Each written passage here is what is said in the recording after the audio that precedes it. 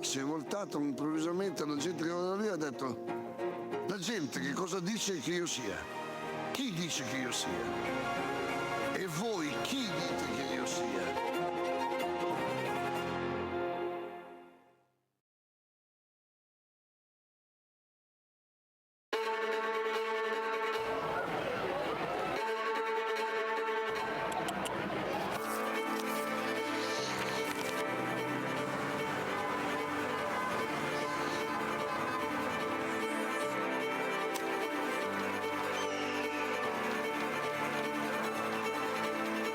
Vi prego, vi imploro, con umiltà e con fiducia, permettete a Cristo di parlare all'uomo.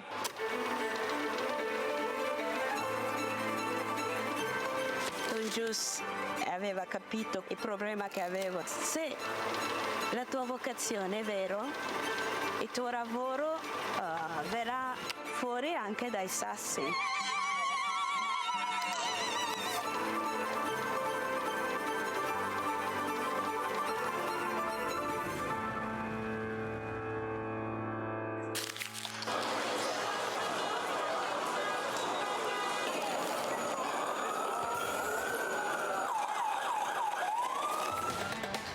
Di comunicare la fede agli altri, ma veramente insieme a loro riscoprire che cos'è la fede, che cos'è la fede per me. Portare Cristo agli altri, comunicarlo agli altri è l'unico modo che abbiamo per conoscerlo veramente.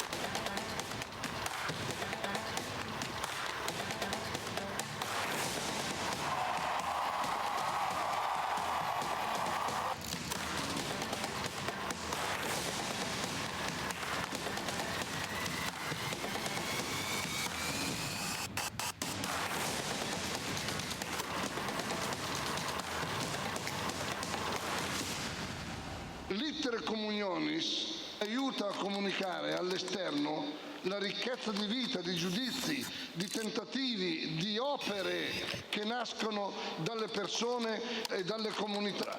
L'iter communionis è proprio la vita del movimento. Scrivete all'iter communionis le vostre esperienze, ci fate bene.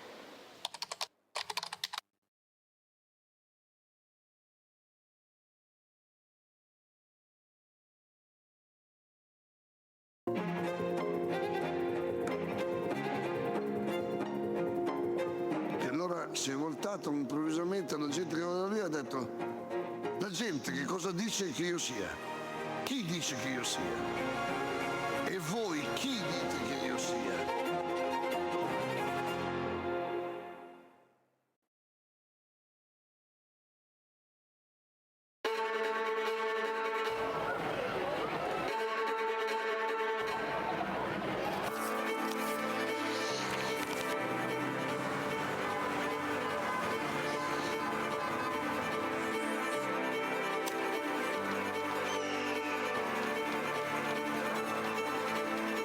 Vi prego, vi imploro, con umiltà e con fiducia, permettete a Cristo di parlare all'uomo.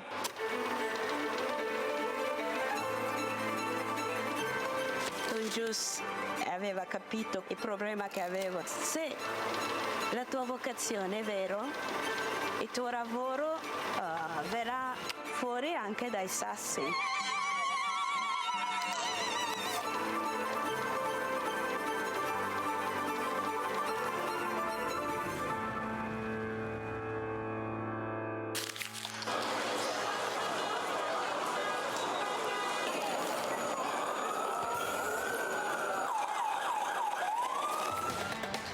Di comunicare la fede agli altri, ma veramente insieme a loro riscoprire che cos'è la fede, che cos'è la fede per me. Portare Cristo agli altri, comunicarlo agli altri è l'unico modo che abbiamo per conoscerlo veramente.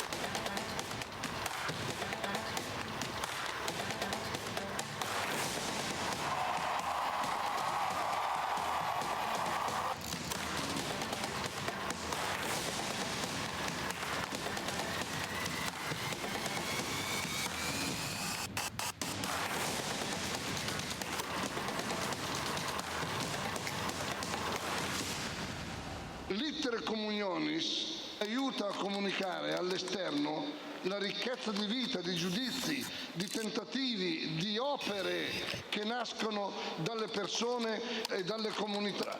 L'Iter Communionis è proprio la vita del movimento. Scrivete all'Iter Communionis le vostre esperienze, ci fate bene.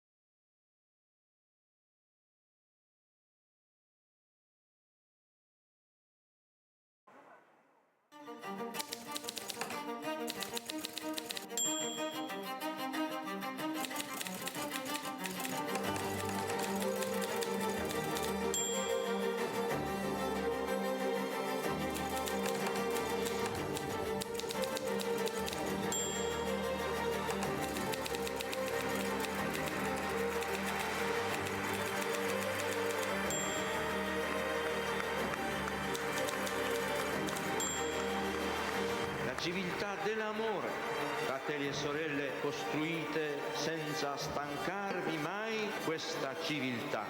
Lavorate per questo, pregate per questo, soffrite per questo.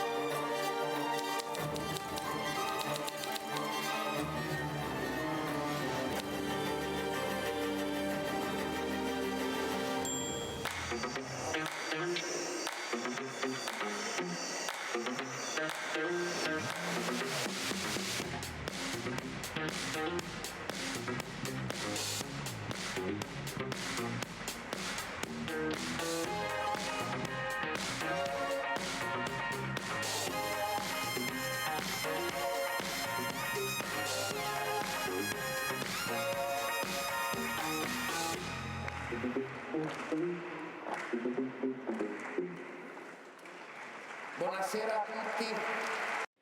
Good evening, everybody.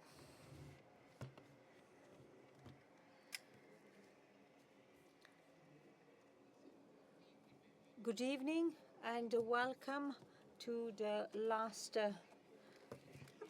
conference of the 45th edition of the Rimini meeting. There's a lot of enthusiasm, and being the last conference, we will take all the time we have available. It will be so long. I'm kidding. I'm just kidding. Allora, io vorrei iniziare. So, I'd like to start straight away. I would like to start from the title. And this is a title that personally, has been with me for many years. So it takes a village to educate.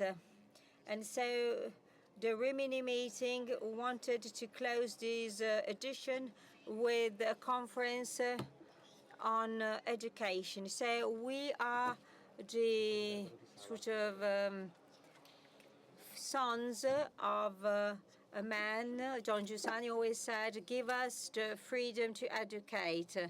And so we are here to somehow reaffirm this willingness to educate and be educated. And we have the best possible guests to discuss such a topic, two wonderful, amazing women.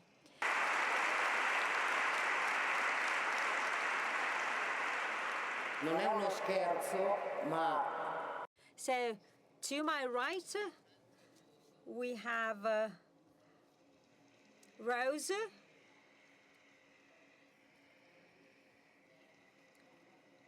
And further to my right, we have Sister Zeph.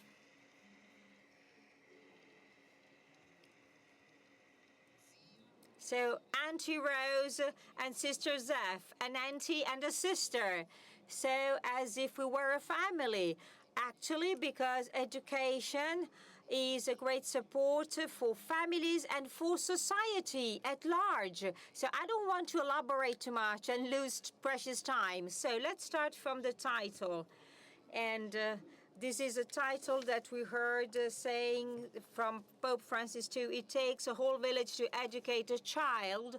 I'd like to start, first of all, by introducing to you our guests, and then I will start by asking them questions. So, as I said, Auntie Rose Busingye, Director of the Meeting Point International in Kampala, where she sort of is with hundreds of women who are HIV infected, and launched key educational activities for Kampala and for the eastern part of Africa and for the rest of the world. Rose.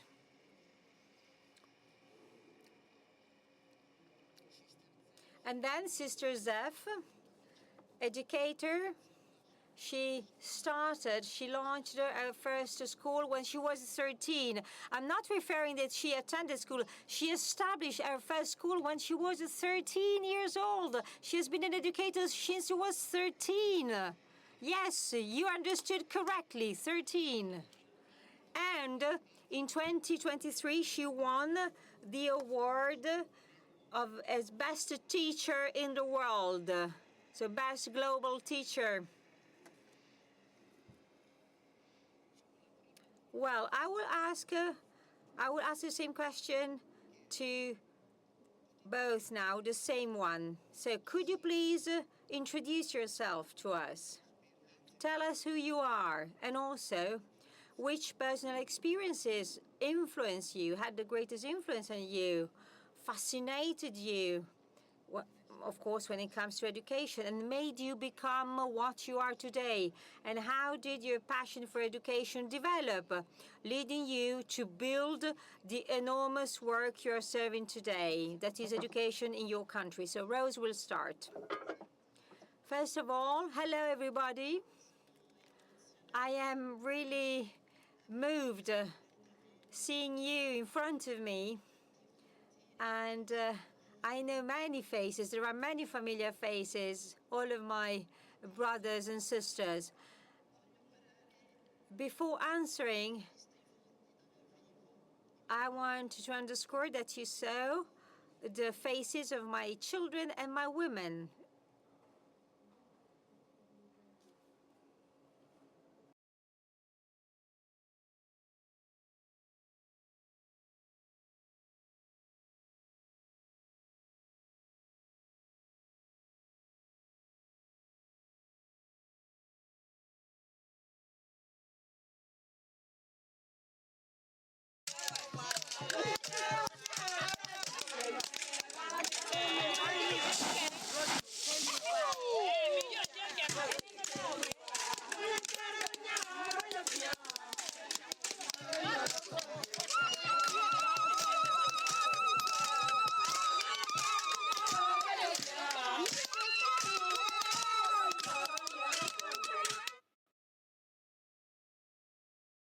This school was wanted, first of all, by me and also by the women of the meeting point.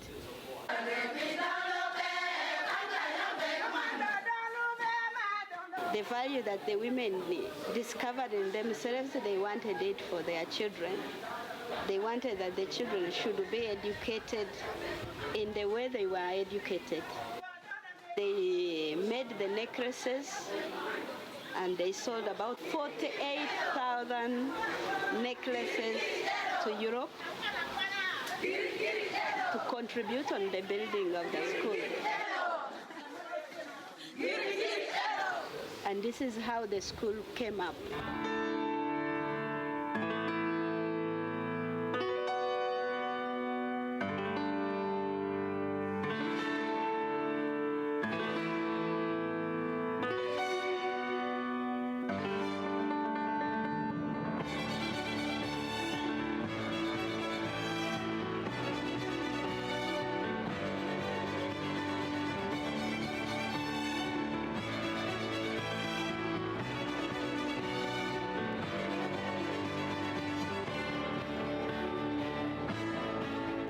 Being here at school is something nice because it makes me feel like I have somewhere where I belong. People who wants me to be happy always, who care about my destiny, people who loves my destiny.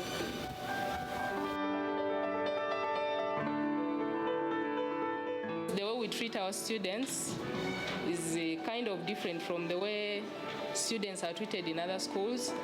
They don't fear us, we don't fear them. From this school that I realized really the true meaning of work, the true meaning of teaching.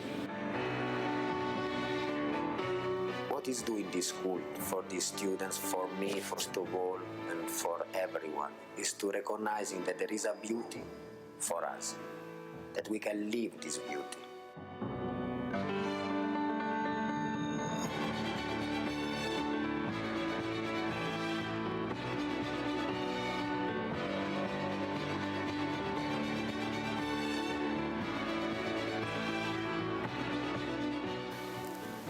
In helping each other to discover who we are. We would really love that everyone who supports us, we don't want only support. We want that everyone, especially the friends that come here that support us, we love that they discover their value and their dignity.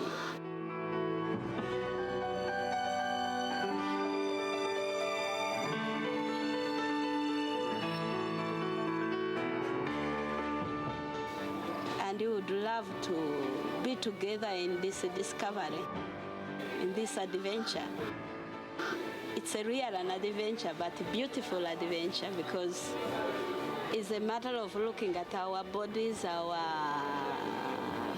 of us as a value, as a love. We are loved. Much more grateful to come to class to teach my students with the passion, with the desire of looking at how much I'm loved, and this make me even look at them with this total love.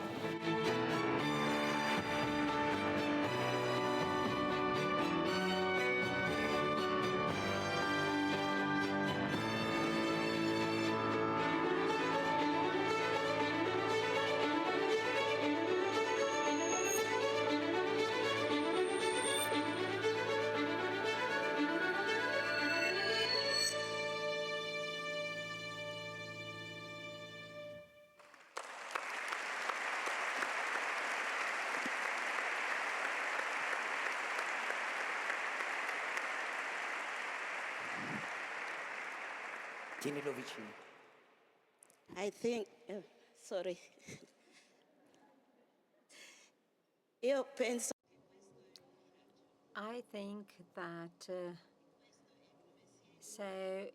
this is great, and this is how you educate a child. Before Don Giussani, we had no clear ideas about education. To me, education simply meant passing an exam, or simply being able to somehow have good notes and be able to continue my studies. But then everything changed. After the nursing school, I started working with people affected by AIDS, and I worked in the suburbs of Kampala, the capital of Uganda. I thought I succeeded, and I made it because I could help many sick people, many children, and I was also able to fix so many problems. I was working for this, so to support these people. So what I could want more. But what I want to say is that you become a protagonist of reality, and you can make reality your own when you find out that you discover that you belong. Because, well, until things were okay, I used to thank Jesus for making me make it. But then at one point, everything went wrong. And sometimes I realized that these people had problem in understanding what I was saying, and so I felt terrible. And also the people with AIDS died, and the poor people did not eat the food I was giving them. They used to sell it to get money to buy alcohol. And little girls preferred not to study, but to live on the streets, steal, and use drugs. And the friends could not understand me, and it was even worse. And so I really didn't know what to do. I wanted to go away. I wanted to go to an island where there are no people, just bugs. And at that time, I ate just raw carrots. Don Giussani somehow saved me, because he made me understand who I am. He made me discover my value, my worth. And he told me, beyond any achievement, you are of great value to me. And even if he had been the only man on earth, he would have come for you. God has come for you because you are unique. God has come for you. He didn't have money to buy you. He had to sacrifice his blood. You have an endless value, Rose. And so I started living again. I started seeing a meaning for my life, a purpose. It was like a light shedding brightness over everything. I started discovering my life, and this is where it all started. A sort of passion, affection for my own life and the life of others. Don Giussani, in the religious sense, says the latest balance of life depends on this. Man is there because he's possessed, and he entirely breathes. He feels fine. He feels relieved when he feels like he belongs, he's possessed. These words are not just Don Giussani's words, because these words are also about me. These words say who I am now. I have started living, and I've started doing something effective. So when these words became flesh, my flesh, when I could answer the question, who am I? And this question started having faces, and so I was free. I got free, but actually I got free through belonging, through having a bond. When you are finally free, you can face reality with no fear. You can face reality because you know whom you do belong. Who is free has nothing to ask for from the others, because who is free already has everything. And you can educate only if you truly know what you're made of. This is what Don Giussani did with me.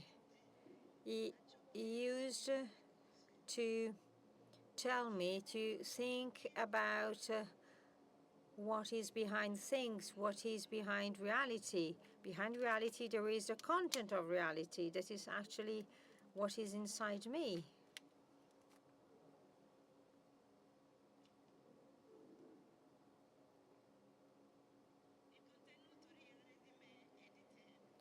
The real content of me, but also of you. My women wanted to learn wanted their kids to learn mathematics, and they thought that by doing so they would understand everything.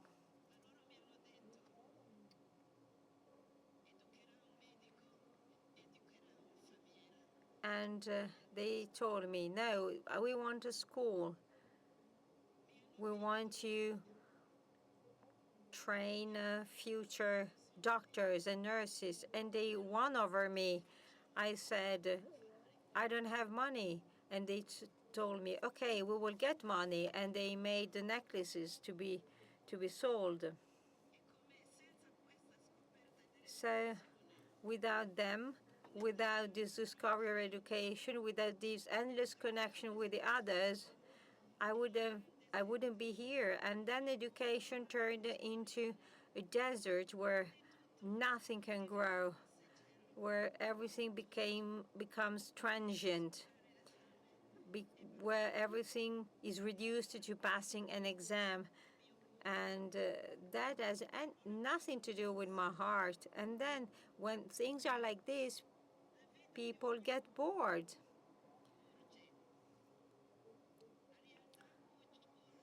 The life of people is made of sort of needs. The world is full of needs, and everything around me somehow exhorts me to be involved.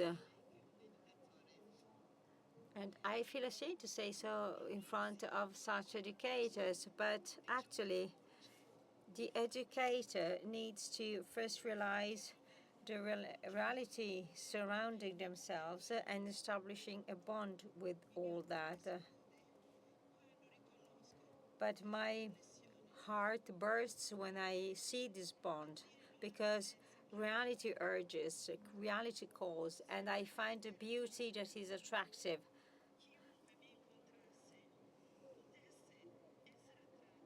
I always wished to let people see this beauty, and I am able to seize that because this beauty makes my heart vibrate. And then and only then you can give things a name. You can feel the urgency of meaning. If we look at young people without that urge for meaning, because they represent such an urge for meaning, we just risk to get them bored. And even worse, we risk to create a distance.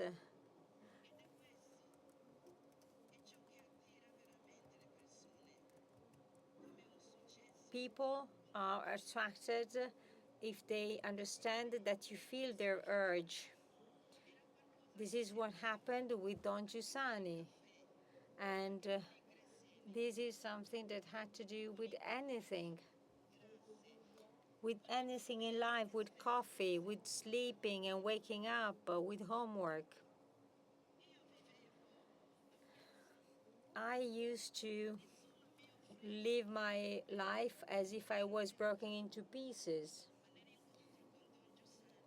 It is thanks to the encounter with Don Giussani I could somehow put myself together and discover the true meaning of life and of things. To educate, you need to break the mold of appearances to reach belonging. We are so much more than appearances, than what we see, what we touch of ourselves. We need to break that wall and reach out for something that we can't see, that is invisible, but that exists. Oh, it is so much exists. We talk about educational journey, a journey that he is embarked on together. And I tell the other that I do not embody any truth, but the other can come with me because I'm also going towards truth, towards a destiny that is true to me and to them. So we can walk together towards that. If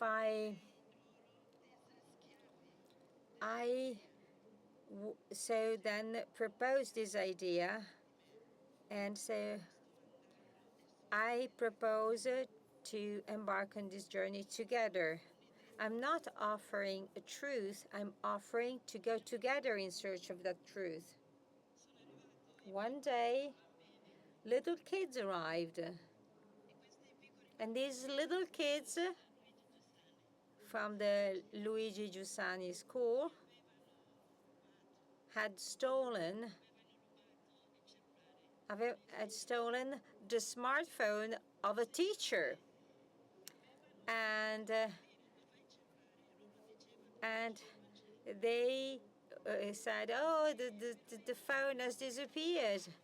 But then other pupils had seen that the group of kids had this black smartphone, and they kept affirming that they didn't steal anything.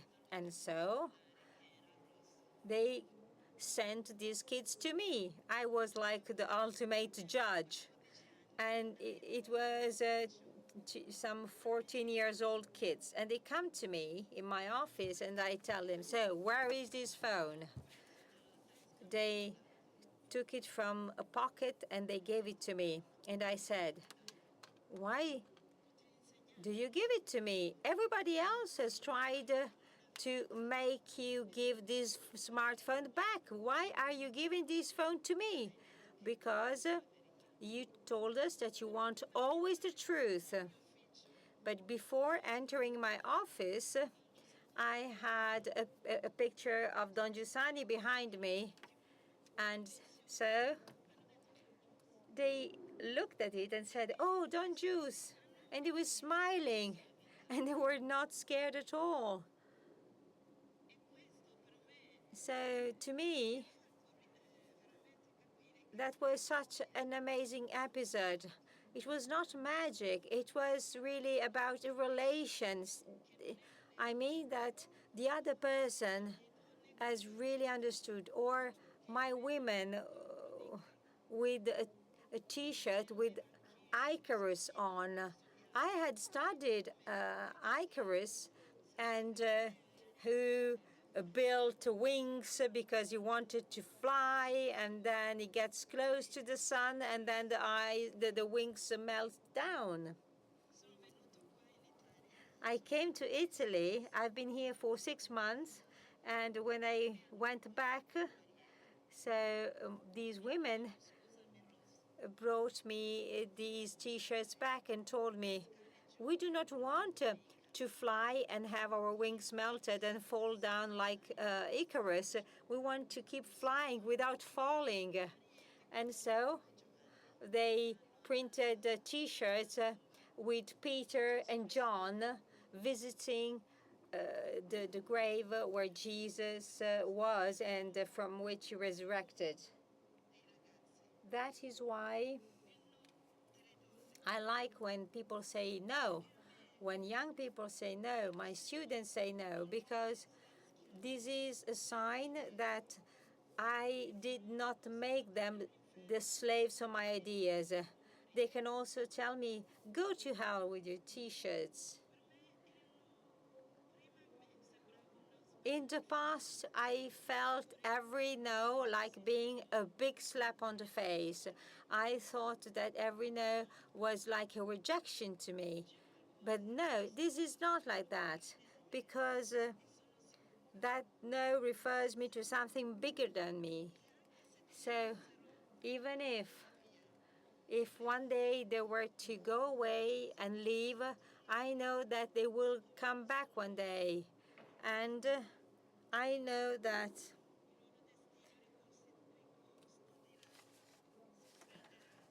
their destiny will take good care of them.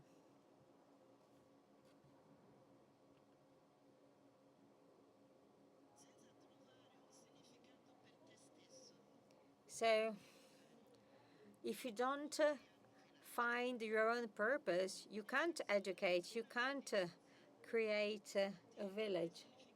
So educating means going back to your own meaning, the meaning of yourself. If you do not connect this with the endless value that you have. So life urges a meaning. If you respond with a void, you will somehow lie to the others, but also to yourself. I cannot say that every day I am not the mistakes I made. My women, my students are not the mistake they make. We can all try to go beyond successes or failures. This is our nature.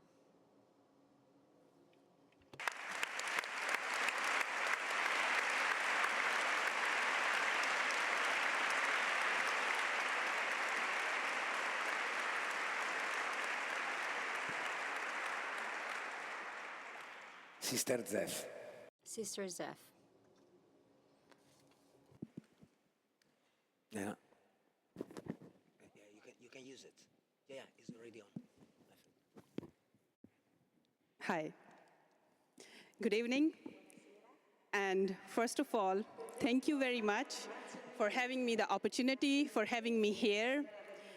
Today, I got the honor to attend the Holy Mass, and I kept crying the whole time because I was feeling so emotional. And I kept saying, since when I am here, that I have never been so glad at every event. Here, I feel so happy. And its reason is that I am with my family, because we are all a family in Christ. And you are giving me that feeling. So thank you so much.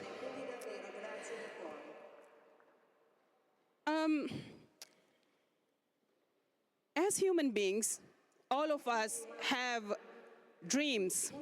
We have our goals to achieve. We think of many things. I will do this, I will do that. But ultimately, God's plan remains. And they take place of our plans as human beings.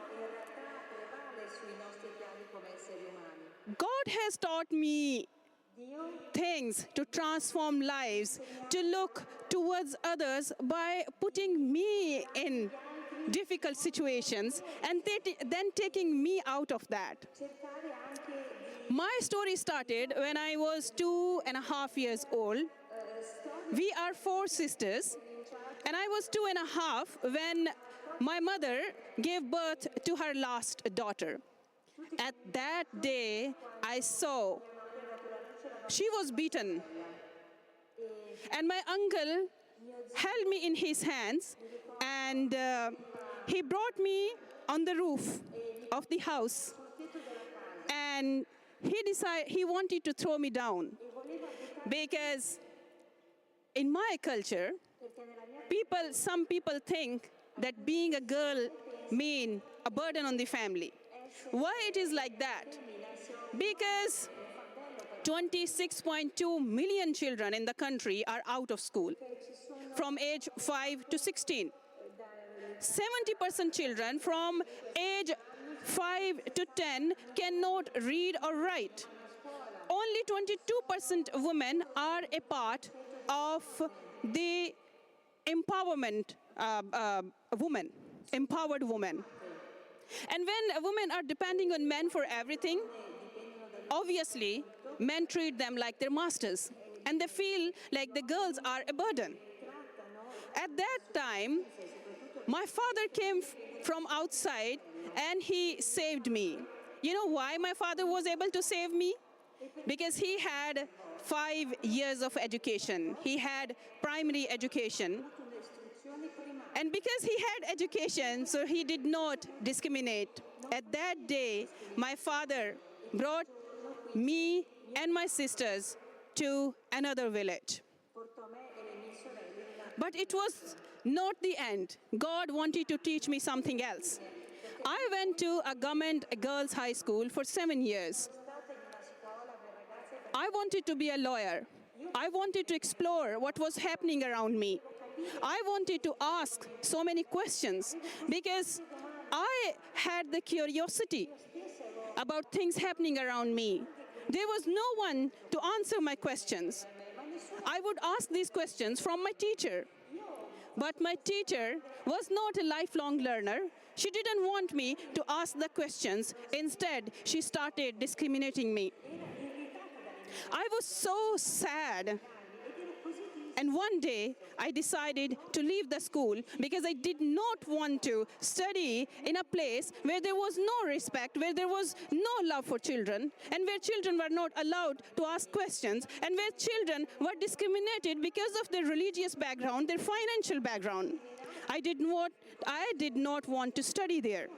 So I left the school at the end of the day.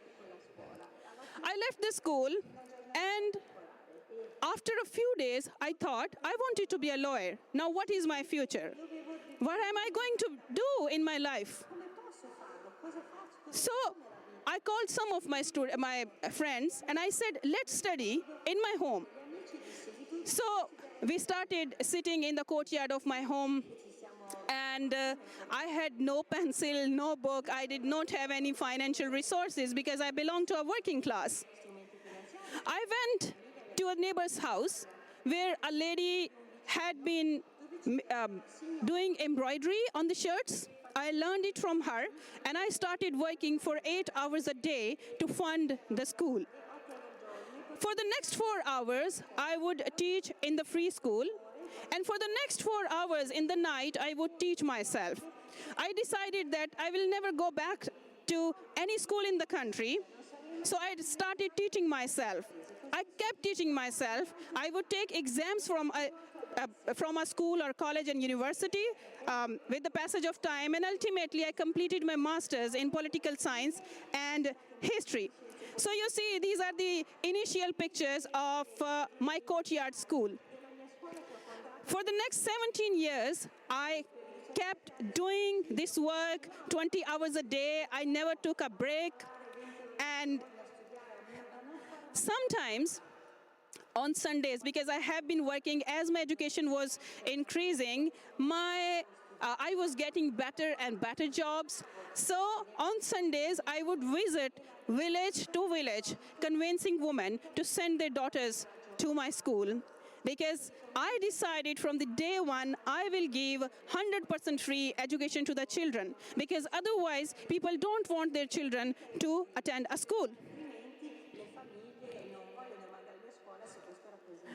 I would go to the market, I would read newspapers, I would watch the news on the TV channels. I would keep myself updated. I would encourage the students to ask me as many questions as they want, and they were allowed to ask me anything. This helped me to do research. This helped me to read more books, to read more newspapers, and to learn more. As a result, I became a lifelong learner teacher. We have been in the courtyard for almost 14 years, and this was the day when, for the first time, we bought a sheet to cover the courtyard, because in summer, there was a hot sky. In winter, children would sit in each other's lap to keep themselves warm. In rain, we had to take her off of the school.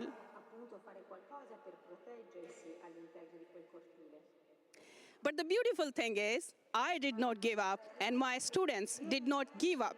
Everybody wanted to learn, because my education system, the courtyard education system, was different. It had love for them, the place where my children would feel protected. They would feel loved and valued, and they were allowed to ask me anything. I did not bind their minds. I could not open their faces from veils, but I was able to open their minds. I was giving them access to the research, to the globally. I was giving them all kind of access so they could get knowledge. This day, we bought the sheet. It was very difficult for me and to arrange money for this sheet. But on the same day, there was a storm and heavy rain, and it teared off. And it was gone again, and everything got wet. This is the time when we bought, and this was a big thing for us, when we bought these chairs and a computer, and this is our first library where girls were teaching. This, on one side, this is my courtyard school, but on the other side, I started teaching skills to the young women who were completing the education. I do it because once they complete their 10 years of education, I don't want the doors to be closed for them. I want them to keep learning, have higher education, go to college and university. I teach them skills so they can earn a small amount of money and they can pay their fees. So this is our stitching center, the first stitching center. In 2008, I joined social media, and I became a part of an organization, World Pulse, which is a platform for women from around the world to share their stories. There was a competition for Lynn Sims Global Prize. It was a competition among women from all the world and to share their stories and impacts. I won that prize. And with the prize money, I bought this small piece of land, and I started building this building. And now you can see my school. We have a school where we give 10 years, 100% free education to the underprivileged children. We have another school, which is, again, a courtyard school. This is only for Christian children who are child laborers, and these children work as young as 6 years old. They stitch footballs, they work in the fields, they grow crops, and they work as maids also in the houses of rich people. They work during the morning and they attend our free school during the evenings. This is our school. We become friends with the students. Now, all the girls in green uniform you will see, all of them are my former students. They have completed their university education and they decided to work with me, to be the teachers, to be the HR managers, the finance manager. This is another picture of another slide of pictures. You can see that how we are spending time with them. We listen to them. We give them an opportunity to have their say, and we teach them digital literacy so that they can connect with the world and they can have the access to the knowledge of the whole world. We also work on the interfaith harmony. I am first a woman among Pakistani minorities who is a graduate from the Kai seat, King Abdullah bin Abdul Aziz Center for Interreligious and Intercultural Dialogue. We make sure that the children have information about all the cultures and about all the religions, so they do not discriminate anyone, and they respect every human being as human beings. We also promote human rights. We give them awareness, and we celebrate international days with them. I make sure my teachers are lifelong learners. I make sure they are aware of the current affairs in the world. I make sure they are trained enough to educate the children who are going to be in practical life after several years. Our focus are women also. We celebrate many days with them, the international days. We keep them engaged in different activities with us. Again, we teach them about peace and non-discriminatory behavior. We teach them stitching, hairdressing, makeup, and fashion designing. We do it because I want women to be empowered so that they can feed their children, so that their children don't have to be worried for anything. They can take care of their children and they can live as empowered women. As I told you before, our focus has always been to give them digital literacy, and all of these programs are 100% free. We have graduation ceremonies to admire the students for what they have achieved. Last year, when we had this event, the graduation ceremony, each and every student in my school got more than 80% marks. We also give them free books, free uniform, and we make sure that they don't have to be worried for anything, and they must attend the school, because if you have no education, you don't know where to go. Education tells us what to do in our life. Education tells us why we are here in this world and why God sent us.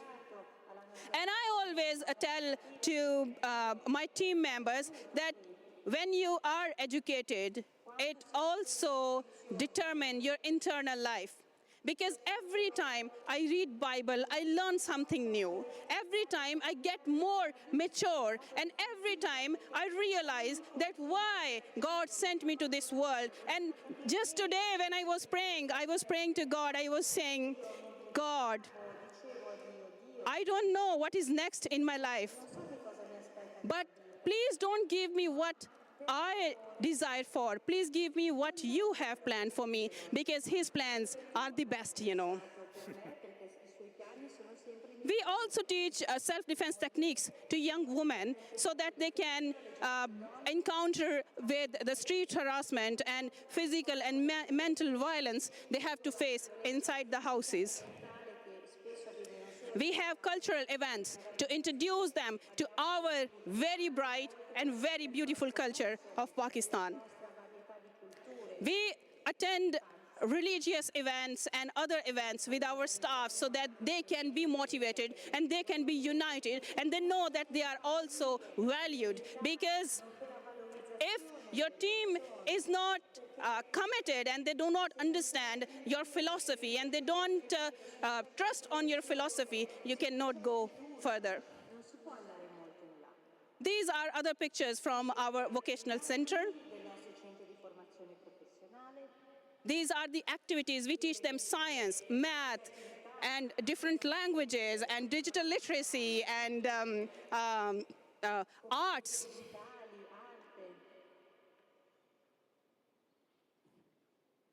You can see we teach women. Here we are teaching women the importance of breastfeeding.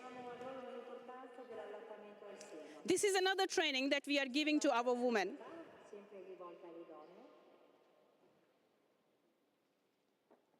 These are the pictures when first time it was announced that I am among the top 10 finalists for the Global Teachers Prize. And there was a huge celebration in the school. This is our courtyard school I was talking to you about earlier for the child laborers, and it is again in the courtyard. And these are the international personalities who recognized my work, who gave me recognition for what I have done for 27 years. I have given free education to 3,000 children.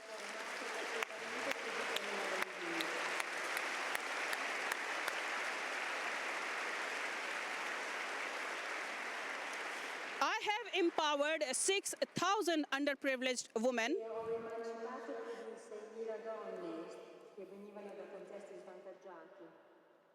I got recognition after receiving the recognition from the international leaders and UNESCO. There were 7,000 teachers from 130 countries, and God made it possible for me to become a first Pakistani woman and first Christian person from Pakistan who won the Global Teachers Prize. These are our church and the Prime Minister of Pakistan and other. And then God made it possible for me to speak at these events. And the media from all over the world want to cover my work because it is impactful. Now my next dream is to make a state-of-the-art school for 2,000 students. I want them to live there. This school will be for the abandoned children. I want them to grow their food. I want them to learn about all the cultures, about all the world. I want them to become global citizens. I don't know how it will start, but I know if our God has put this in my heart, He is going to make it possible. Because I believe that I was born to be a teacher, and I will always be a teacher because I am working for God. I am working to uplift His people. I am working to make this world a better place for our coming generations. And it is not possible without giving them equal and good education. Sometimes we feel sad and we don't find a purpose in our life. It's very easy. For Christians, it's very easy. Give your life in God's hand, and He will tell you what He wants you to do, and that will transform your life. Before I end, I would like to share an incident. When I was a teenage girl, I have always been a Christian, and when I was a teenage girl, I attended United Bible's Training Center. And I would never sleep there. I would keep praying. I don't know what was happening inside of me. The principal was very sad, and nobody knew what was going on. One night, I was sitting in a hall. All the students, all the teachers were sleeping, and I was crying by keeping Bible in front of me, and I didn't know why I was crying. Then I heard a voice in my heart. Open the Bible and choose one name between Zephaniah and Jeremiah. I kept my finger on Zephaniah. And I gave this name to my organization after completing my education from the United Bible's Training Center. And I gave this name to myself, Sister Zeph. And I decided to dedicate my life for my cause. And I decided that I will live for this cause.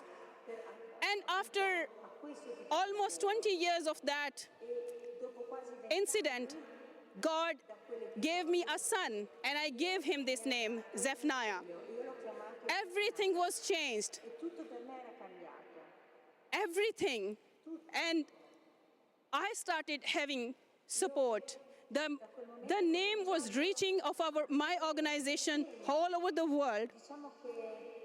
Because at that day, God told me, this is the work I have chosen you for. So if we talk with God, if we make a connection with God, if we remain in a relationship with God, He shows us a way that makes us leaders. And the people like me from a small village of Pakistan get the opportunity to speak to the amazing people like yourselves. Thank you very much for your time. God bless you all.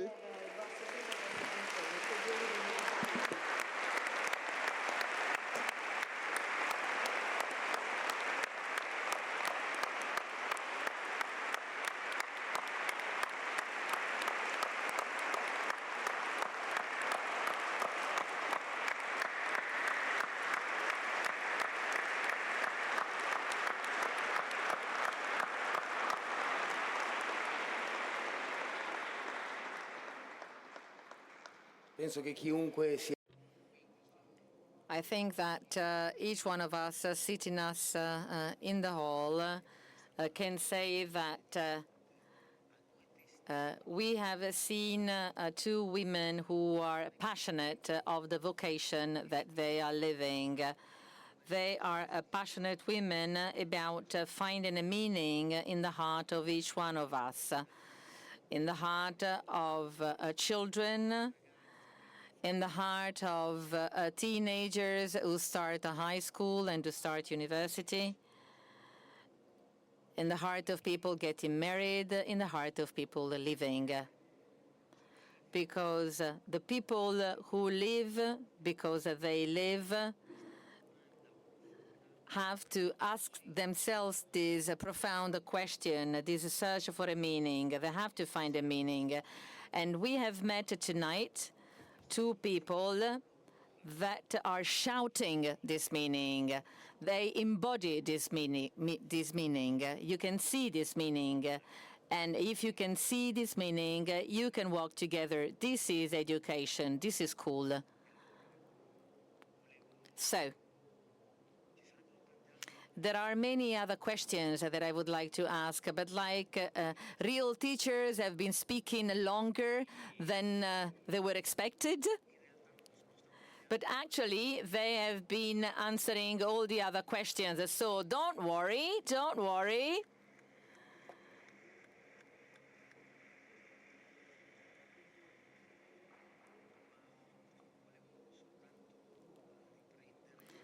I just want to go back to 2 points that were said. The first one said by Rose. She said, I started to know who I was when I started understanding of who I was. Only by belonging to someone, I understood myself. Everyone wants to appear now. It's a must for everyone now. And Rosa said, I rediscovered that I was free. So there is a close link that made her free. So education, real education, makes us free. Education consists in the continuous relation with people that show that there is a meaning in life, and the life is worth living. And then Sister Zeph. She said that since she was 13, she said, I had to change school because they didn't consider my questions. I was in search for a meaning. And then thanks to my father, he was educated, he was passionate, he was brave. And thanks to my father and thanks to God's help, I started to live again. And I created a school, and this is how I started living again. And it is very interesting to think that you can start from education in order to find yourself. You can start from the vocation that we all have, as in being educated to educate. So it is true, tonight we're all going back home with a major responsibility. We have to remember that we have two important women in the world, one in Kampala and the other one in Pakistan.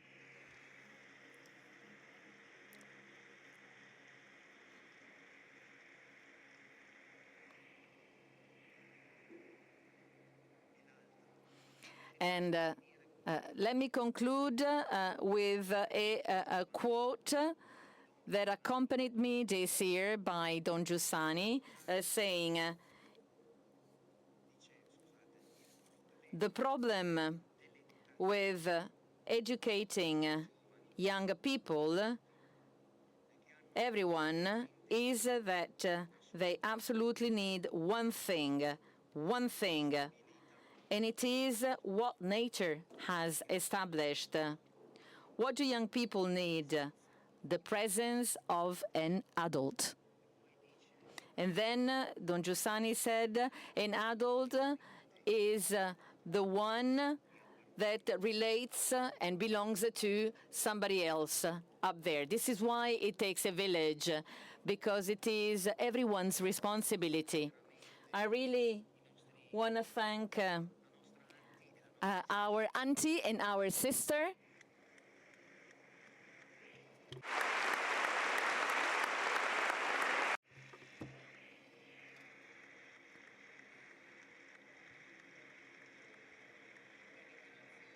And I want to thank all of you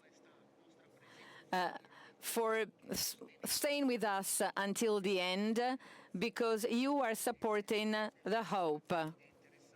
Because being interested in education means being interested in the only hope that we have received. Thank you very much. We have now one last surprise.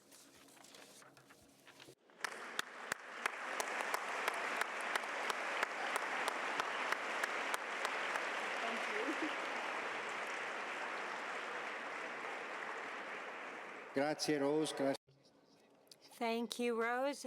Thank you, Sister Zeph. Thank you, Matteo. Thank you for this wonderful conference, for these great testimonies. We really wanted to end this meeting edition with the topic of education, because we shared so many great experiences during these days that were originated by learning, by hearing people with passion, by having their creativity and imagination being endorsed. So that's why education is so important, because it can support people when they feel resignation, doubt, and we saw so many people go through so many transformation and change in spite of difficulties, in spite of obstacles.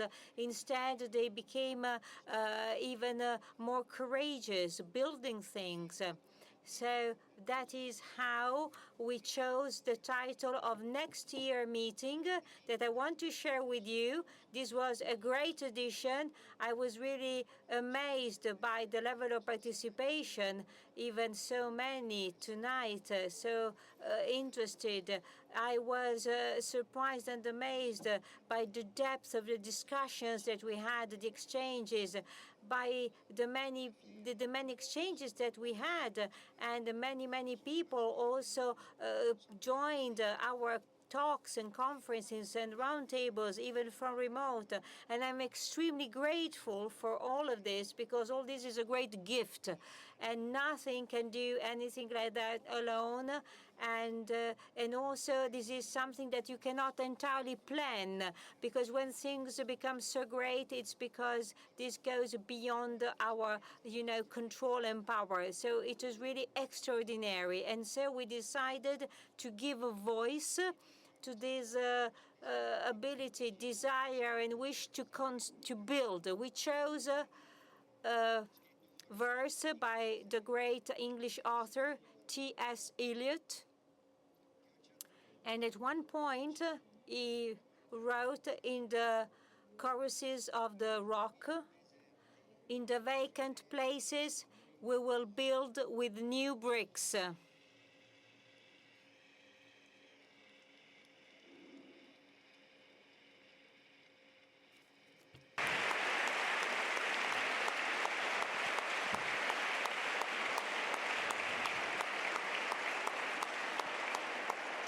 Mi sembra che non abbiamo.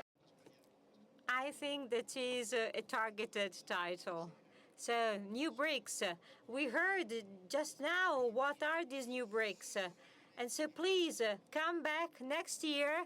So save the dates from August 22nd to 27th, 2025. Thank you.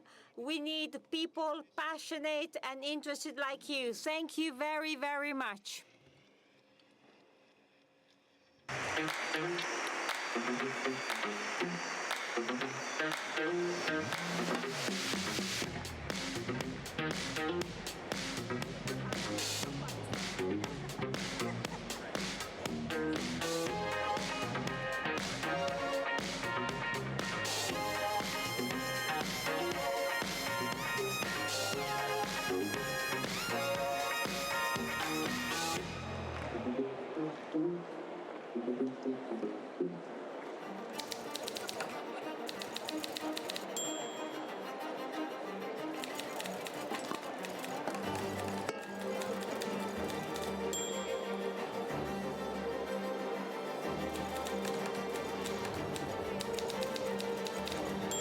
Lucia secondo posto per bellissimo però.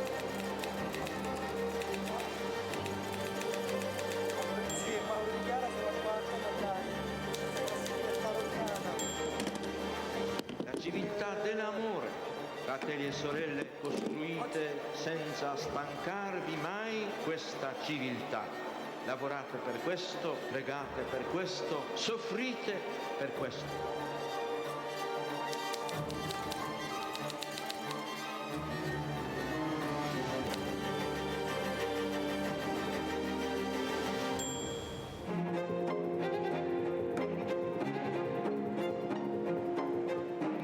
Si è voltato improvvisamente alla gente che era lì e ha detto: la gente che cosa dice che io sia?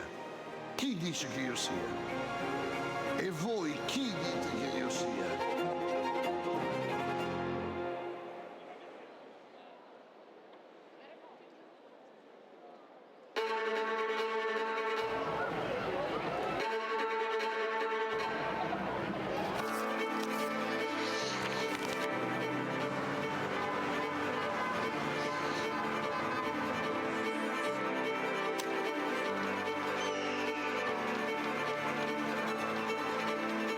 Vi prego, vi imploro, con umiltà e con fiducia, permettete a Cristo di parlare all'uomo.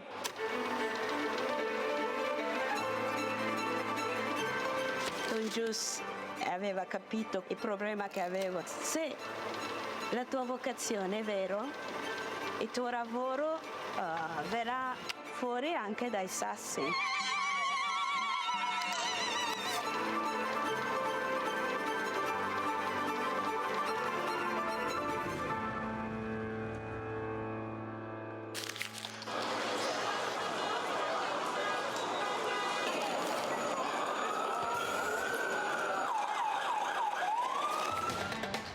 Di comunicare la fede agli altri, ma veramente insieme a loro riscoprire che cos'è la fede, che cos'è la fede per me. Portare Cristo agli altri, comunicarlo agli altri è l'unico modo che abbiamo per conoscerlo veramente.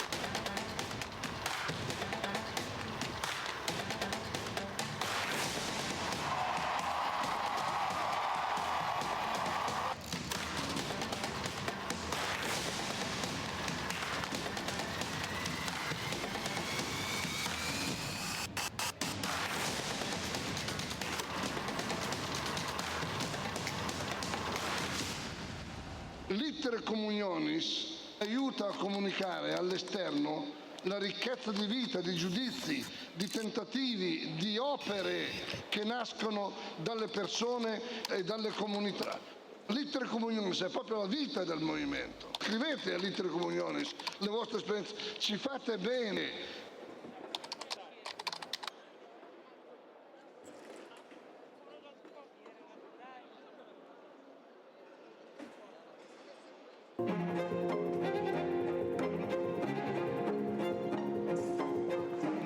Si è voltato improvvisamente alla gente che era lì e ha detto: la gente che cosa dice che io sia?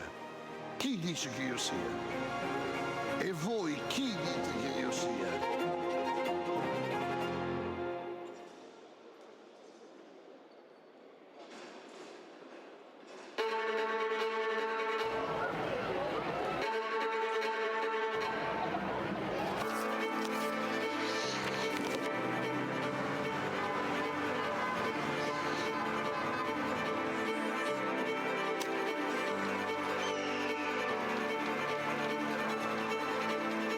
vi prego, vi imploro, con umiltà e con fiducia, permettete a Cristo di parlare all'uomo.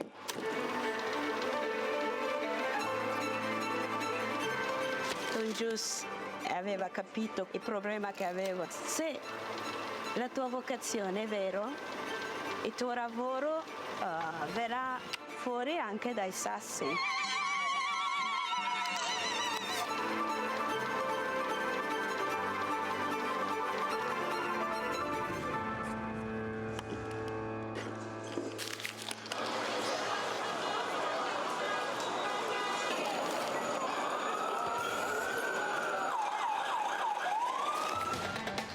Di comunicare la fede agli altri, ma veramente insieme a loro riscoprire che cos'è la fede, che cos'è la fede per me. Portare Cristo agli altri, comunicarlo agli altri è l'unico modo che abbiamo per conoscerlo veramente.